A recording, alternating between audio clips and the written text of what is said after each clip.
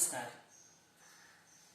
मैं राकेश देव पांडे, प्रधानाध्यापक model school Mahona पश्चिम, block Sukul बाजार, जनपद अमेठी, प्रस्तुत हूँ लेकर आज कक्षा 5 के विषय आवर एनवायरनमेंट, हमारा परिवेश का पहला पाठ। पाठ का नाम है परिवार, कल, आज और कल। यहाँ दो कल हैं। पहले कल से तात्पर्य है भूतकाल में हमारा परिवार कैसा था। आज से तात्पर्य है आज वर्तमान में परिवार की संरचना कैसी है।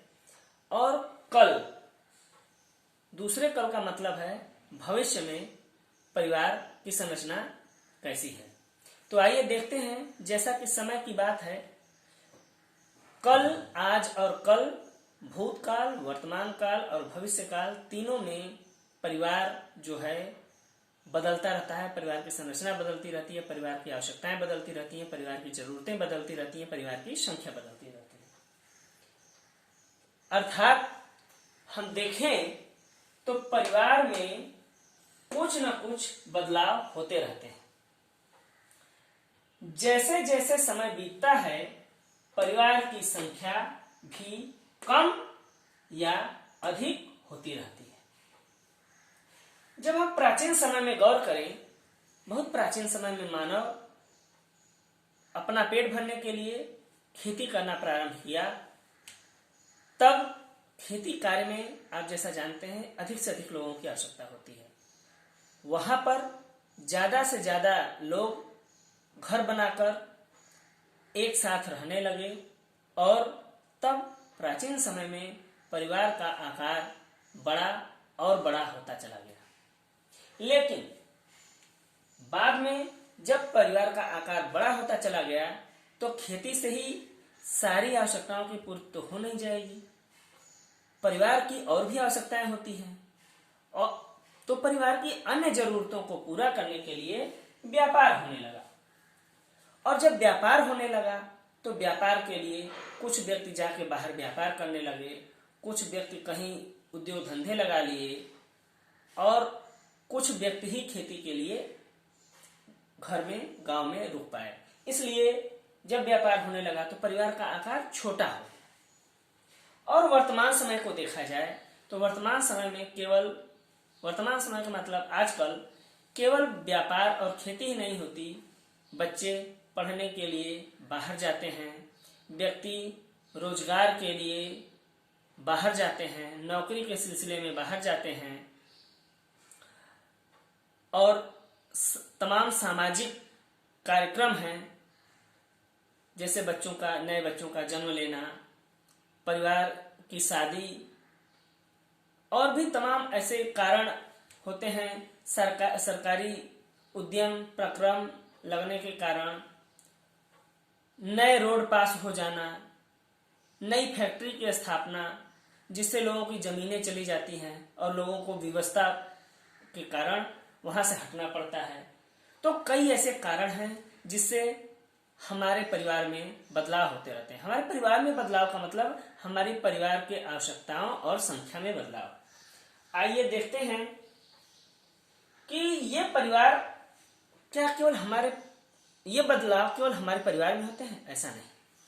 ये बदलाव केवल हमारे परिवार नहीं बल्कि सभी के परिवार में होते हैं।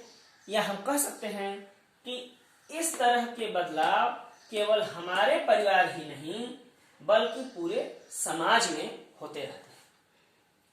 परिवार में कुछ बदलाव के प्रमुख कारण हैं। परिवार में बदलाव के आपकी किताब में दिए गए हैं कुछ प्रमुख कारण। वो 6 प्रमुख कारण हैं। पहला है नए बच्चे के जन्म होने पर। जब नन्हा मेहमान आता है तो परिवार में सदस्य की संख्या बढ़ जाती है। विवाह होने पर, लड़की की शादी होती है, वो शादी होकर अन्यत्र चली जाती है तो परिवार की संख्या घट जाती है। लड़के की शादी होती है तो घर में नई बहू आती है, जिससे परिवार की सदस्य संख्या बढ़ जाती है।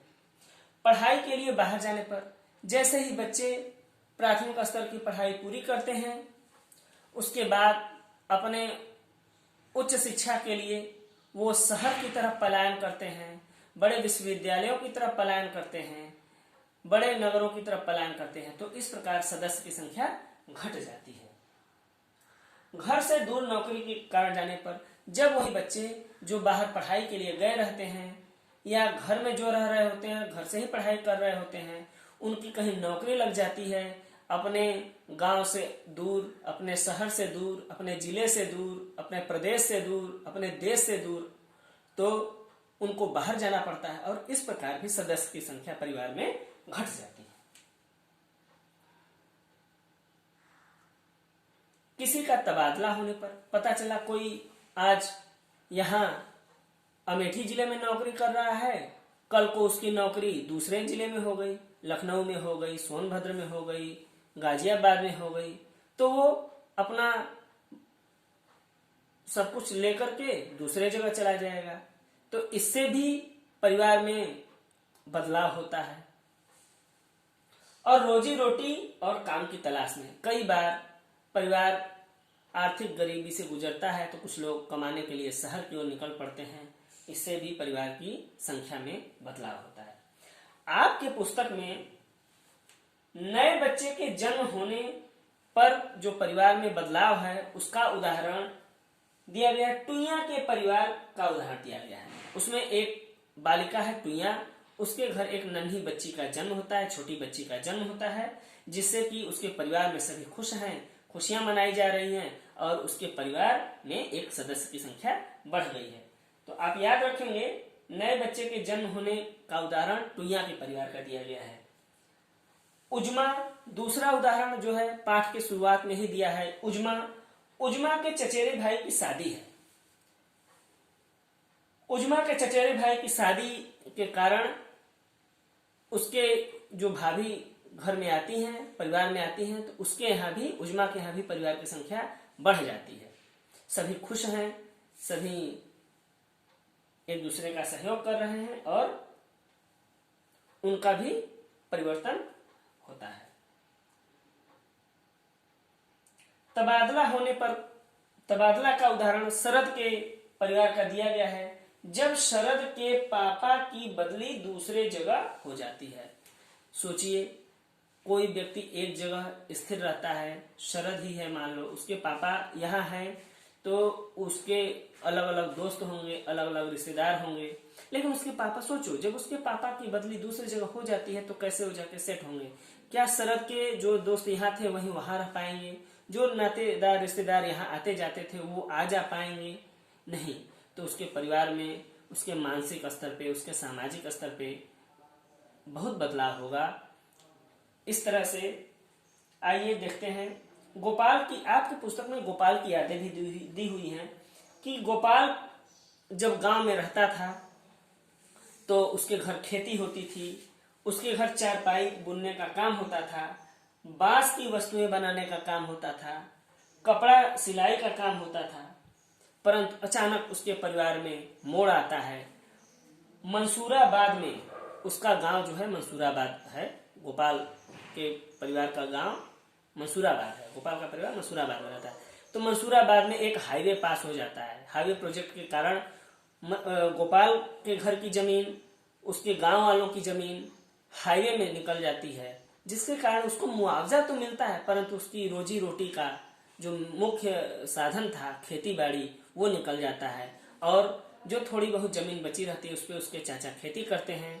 कुछ दिन बाद परिवार की आवश्यकताएं बढ़ने लगती हैं और उसके बाबा जी, उसके दादाजी कहते हैं कि हम लोगों को यह गांव छोड़ना पड़ेगा और गांव छोड़कर शहर की ओर जाना पड़ेगा। वो शहर तो जाता है परंतु उसको कुछ अच्छा नहीं लगता, वहां वो एकदम एडजस्ट नहीं हो पाता। वहां उसको सब कुछ नया नया सा दिखता है, शहर बिल्कुल अलग ढंग का दिखता है। वहां उसको खेती, उसकी चारपाई बुनने का कार्य, बांस की वस्तुएं बनाने का कार्य, कपड़ा सिलाई का कार्य, अपने घर का काम याद आता है। कुछ समय बाद वो लोग त्योहारों पर अपने घर आते हैं, अपने चाचा चाची के पास आते हैं, पूड़ी पकवान बनाते हैं, खाते हैं, रहते हैं। परंतु उनके परिवार में अब तत्काल में बदलाव हो चुका है। जहां उनकी सदस्य संख्या खेती के कारण ज्यादा थी, आज हाईवे निकल जाने के कारण, उनका परिवार दूर जाने के कारण उनकी सदस्य संख्या कम हो गई है। इस तरह से हम कह सकते हैं कि बदलाव जिंदगी का अहम हिस्सा होता है। बदलाव जिंदगी का अहम हिस्सा होता है। बदलाव हमारे परिवार में होता है, बदलाव हमारे समाज में होता है, बदलाव हमारे मन मस्तिष्क में होता है। इसलिए जब कभी भी बदलाव हो तो उसको बहुत ही संवेदनशीलता से उसको अंजाम देना चाहिए, ताकि बच्चों पर इसका बहुत बुरा असर न पड़े। बच्चों का मन बहुत कोमल होता है, मस्तिष्क बहुत कोमल होता है। इन सब बदलावों, इन सब परिवर्तनों का उनके मन मस्तिष्क पर बहुत असर पड़ता है। इसलिए हमें चाहिए, हम अभिभावकों को चाहिए कि बदलाव तो आवश्यक है, हम उसको रोक नहीं सकते, लेकिन बदलाव करते समय बच्चों को की संवेदनशीलता का खास ध्यान रखें। उनको उनके साथ अच्छे से व्यवहार करें, उनको समझाएं, उनको समझने का और एडजस्ट होने का मौका दें। उन्हें उस बदलाव के अनुसार व्यवस्थित होने की कला सिखाएं और अपने आप को वो मजबूती से बदलते परिवेश में ढाल सकें। यही हम सबका उद्देश्य होना चाहिए। इसलिए मैं सिर्फ यही बात कहना चाहूँगा कि बदलाव तो होगा ही, परंतु हमें अपनी जिंदगी को संभाल के रखना है, समझदारी से काम लेना है और बदलाव के अनुसार ढल जाना है। यही जीवन है, यही जीने की कला है। अब बच्चों, मैं आपसे यह अपेक्षा करता हूँ कि इस पाठ एक परिवार आज, कल और आज के अंत में जो पाठ में प्रश्न दिए गए हैं, उन प्रश्नों को आप हल करेंगे, खुद से अपने आप से करिए और फिर जो कठिनाई हो वो पूछिए। अगले अंक में इन प्रश्नों के उत्तर भी हम आपको वीडियो के माध्यम से सेंड करेंगे। धन्यवाद।